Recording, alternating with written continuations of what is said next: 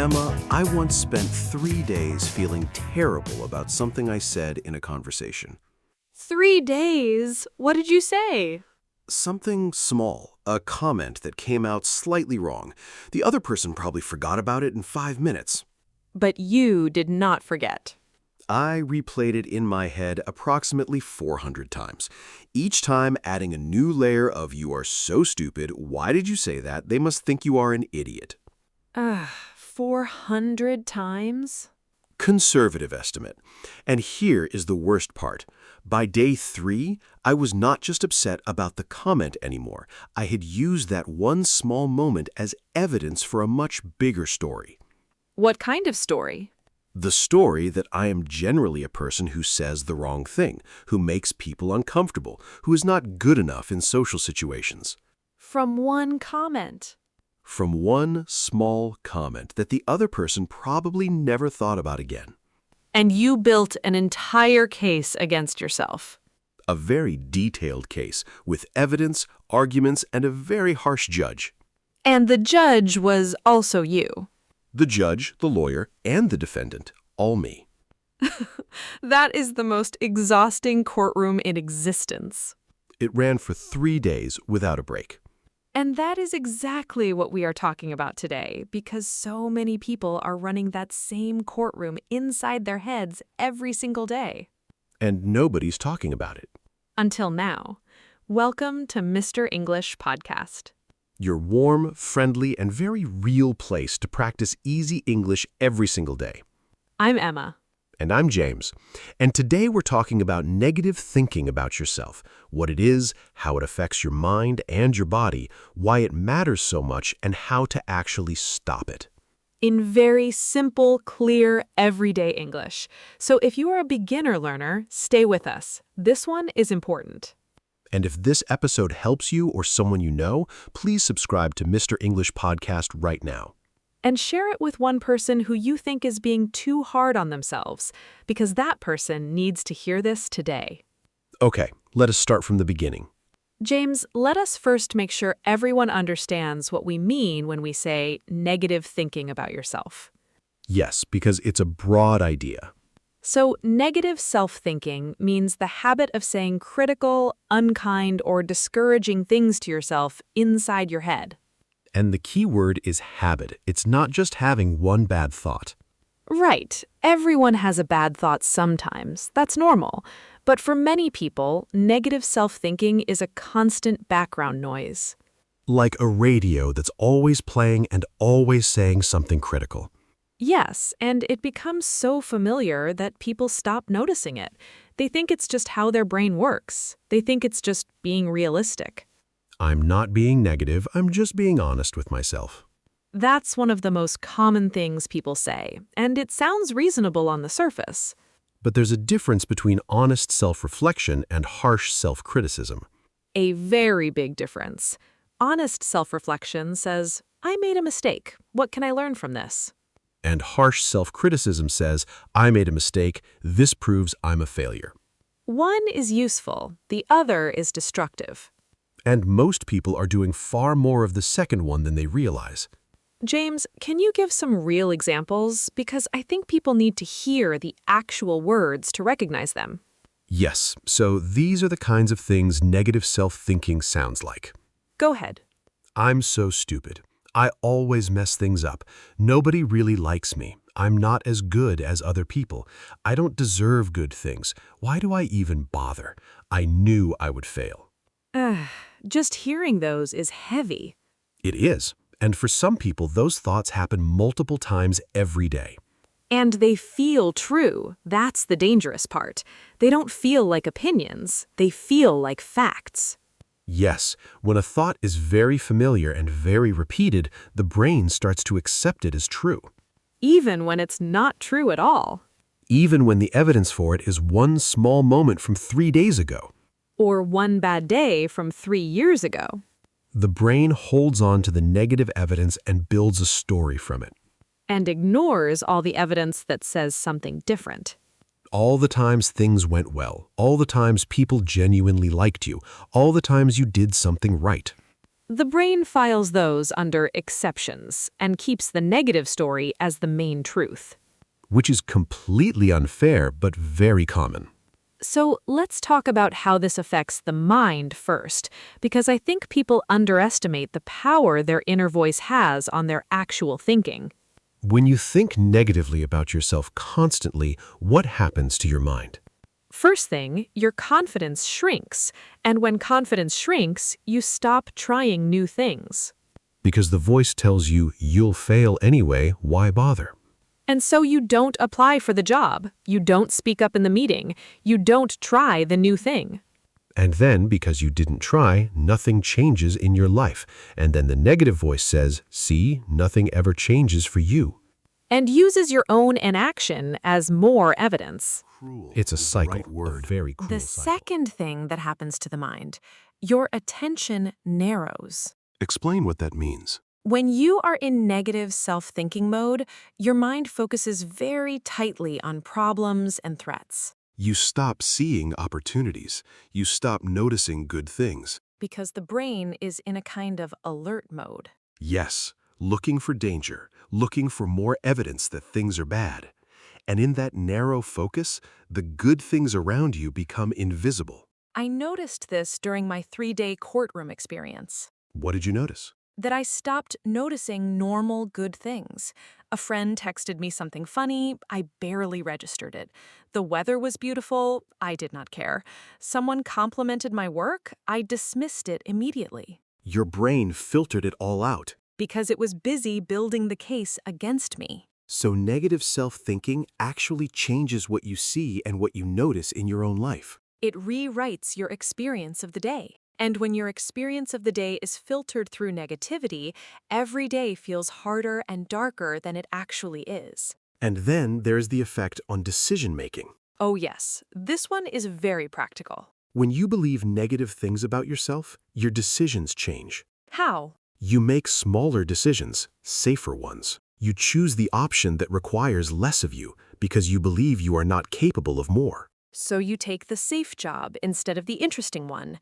You stay in the comfortable situation instead of the growing one. And your life becomes smaller, not because of your actual abilities, but because of your beliefs about your abilities. So the ceiling on your life is built by your own thoughts? By your own repeated thoughts. Yes, not by reality, not by other people, by the voice inside your head. That is simultaneously empowering and sad.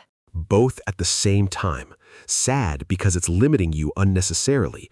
Empowering because if your thoughts built the ceiling, your thoughts can also remove it. Same tool, different direction. Exactly the same tool. Let's talk about the body now, because people often think that thoughts are just thoughts. They happen in the mind and they stay there. But that's not true at all. Not even close. Your thoughts and your body are deeply connected.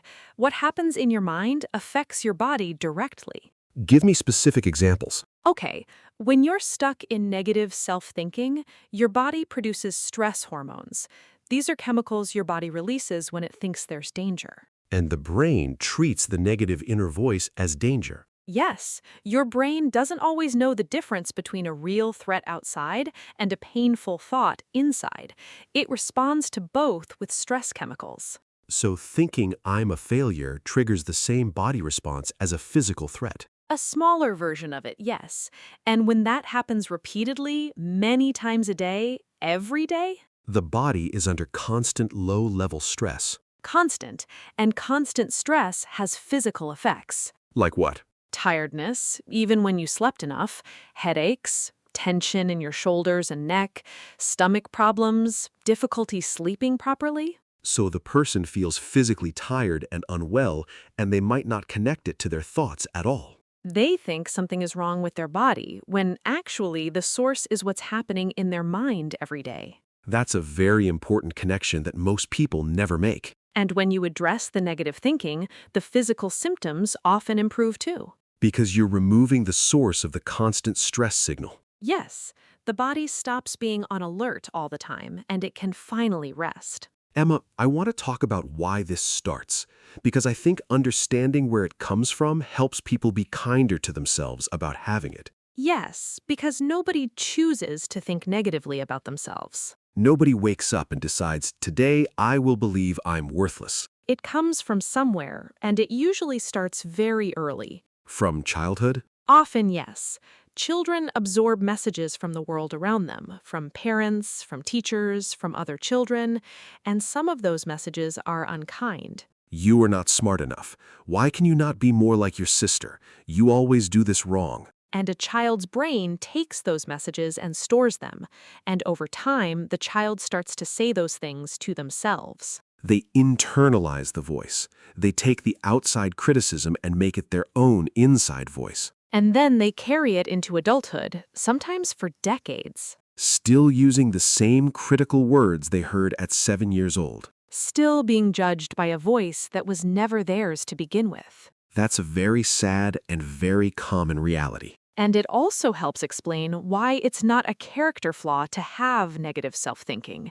It's not because you're weak or broken. It's because you learned it, and anything that is learned can be unlearned. That's the hopeful part. The very hopeful part. Okay, so let's get practical now, because people need real things they can do, not just understanding. Yes, what can someone actually do to stop negative thinking about themselves? First thing, and this is the most important first step, notice it.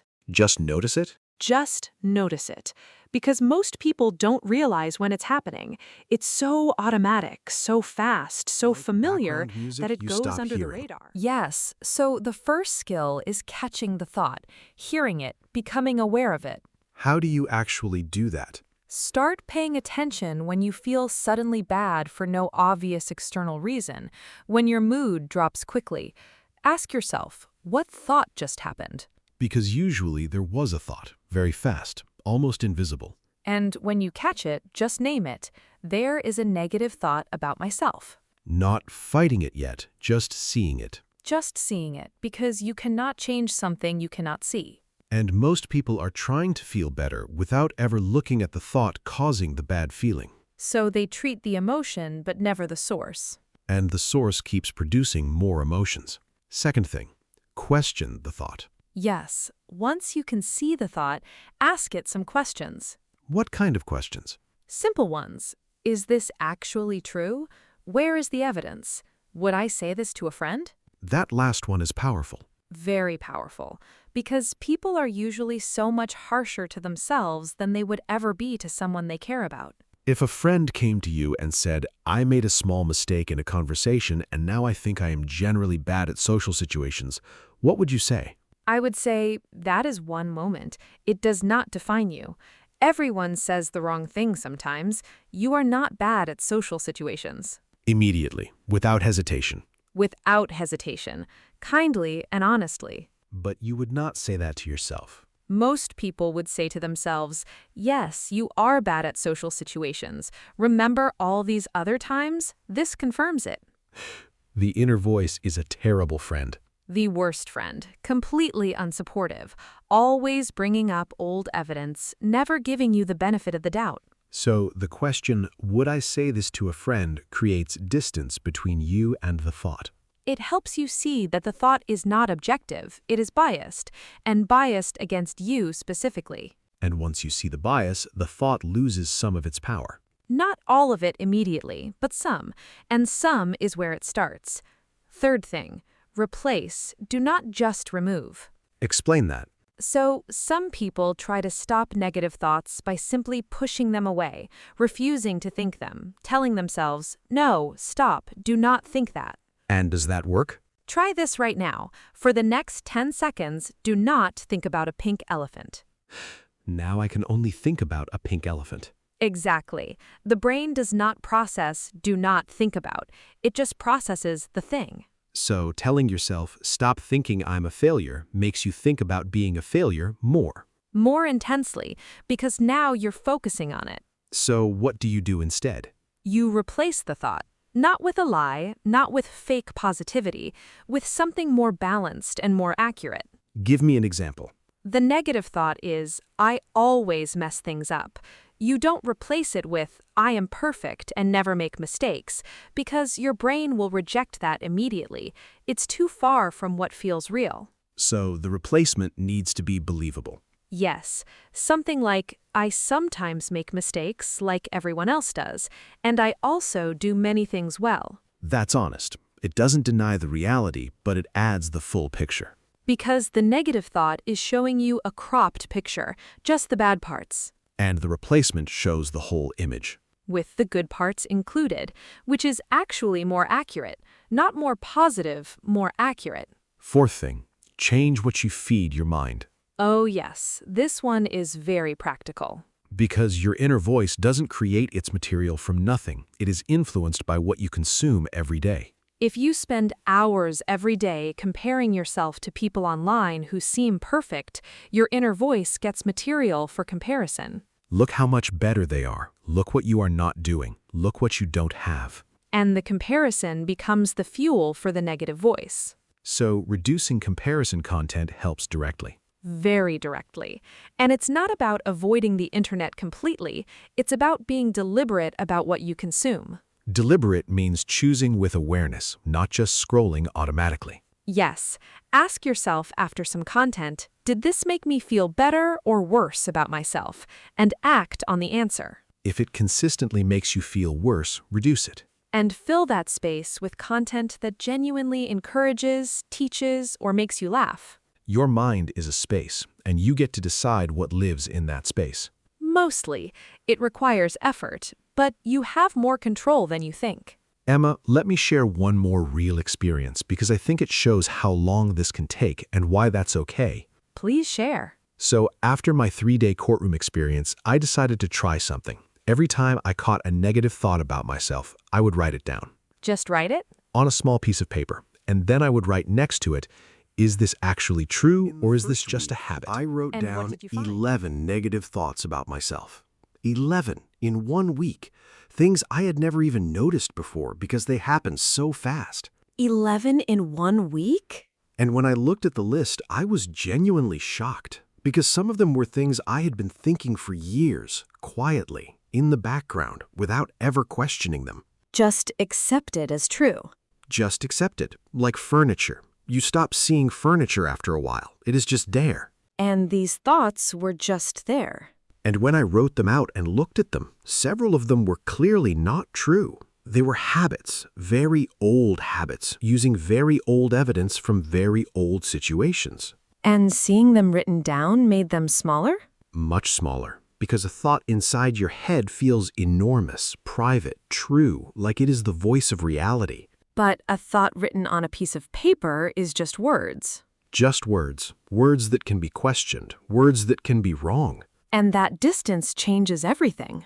It changed quite a lot for me, not immediately, but over weeks and months. James, I want to say something to anyone listening who is in this right now. Please. If you have been thinking negatively about yourself for a long time, it will not stop in one day, and that is okay. It is genuinely okay. These are old habits, and old habits need time and patience to change. And you will have days where the voice is loud and harsh, and you believe every word it says. And that does not mean you failed at changing. It means you are human, and the next day you can try again. Progress with this is not a straight line. It is more like a very messy path that generally moves forward, with some backward steps and some sideways steps. But the direction over time is forward. And every time you catch a negative thought and question it, even once, you have done something real. Something that matters. Because you chose to not automatically believe it, and that choice, made again and again, adds up. It adds up into something that looks like a different relationship with yourself. A kinder one. A fairer one. And a much more peaceful one. Let me say the main things simply before we finish. Yes, clear and simple. Negative self-thinking is the habit of saying unkind, critical things to yourself inside your head. It feels like honesty, but it is usually a habit from old experiences. It affects your mind by shrinking your confidence, narrowing your attention, and making your decisions smaller. It affects your body by creating constant low-level stress, causing tiredness, tension, and other physical effects. And it matters because it limits your life, not your actual abilities, your beliefs about your abilities. What can you do? Notice the thoughts. Question them, replace them with something more balanced and accurate, and change what you feed your mind every day. And be patient with yourself through the process. Because you deserve the same kindness you would give to a good friend. Easily, without hesitation. Give some of that to yourself. Okay, English learners, that's our episode for today, and we hope it felt honest and warm and useful. Because this topic deserved honesty, and you deserved a real conversation about something that affects so many people so deeply. If this episode helped you or made you see something in a new way, please subscribe to Mr. English Podcast right now. We are here every episode with real conversations about real things that matter in simple, easy English just for you.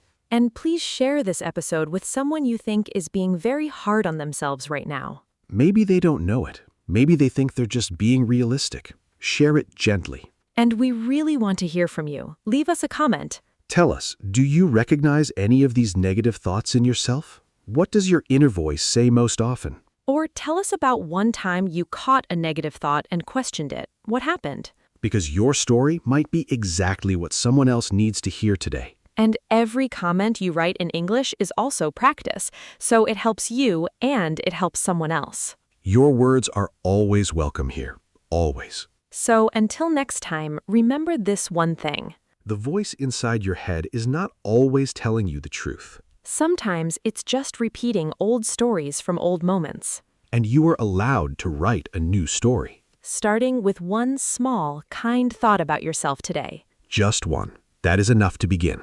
See you in the next episode, English learners. We believe in you more than that voice does. Much more. Bye for now.